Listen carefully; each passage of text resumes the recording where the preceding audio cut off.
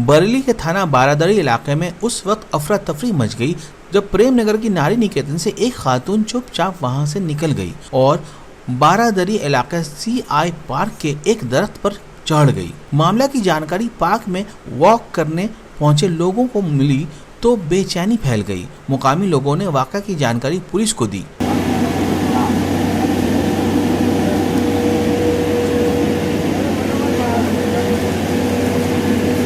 Police ने खातून को पहले समझा बुझाकर उतारना चाहा, लेकिन खातून जब पेड़ से नीचे नहीं उतरी तो क्रेन आया, तब खातून को नीचे उतारा गया। मामला सीनियर हुकाम के पास पहुंचने के बाद नारी निकेतन के स्टाफ पर कार्रवाई की तलवार लटकने लगी है।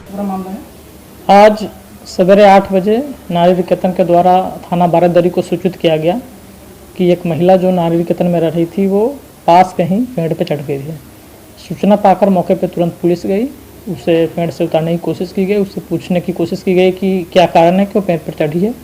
वो कुछ बता नहीं रही थी और नहीं उतर रही थी। फिर हमने नगर निगम की गाड़ी मंगाई, जो ऊंची वाली गाड़ी होती है। फिर उसमें एक कांस्टेबल और एक महिला कांस्टेबल को हमने ऊपर भेजा और उसे सुरक्षित उतार कर हम लोग लाए। फिर नारी निकेतन को हम लोगों ने सुपुर्द कर दिया है।